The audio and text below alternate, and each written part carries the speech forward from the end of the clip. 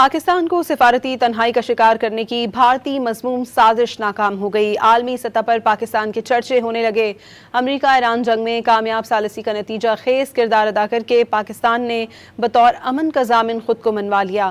امریکی جریدے new York Times کے مطابق پاکستان کی اعلیٰ قیادت نے امریکہ اور ایران کے درمیان جنگ بندی کو برقرار رکھنے اور مذاکرات میں اہم کردار ادا کیا ہے۔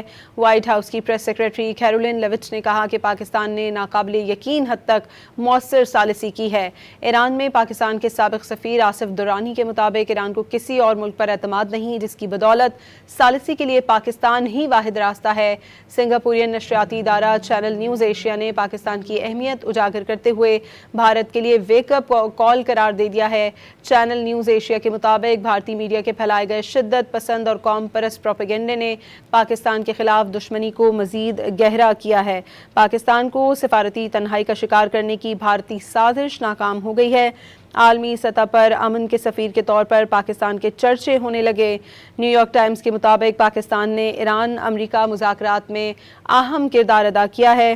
ترجمان وائٹ ہاؤس کا کہنا تھا کہ پاکستان نے ناقابل یقین حد تک مؤثر ثالثی کی ہے۔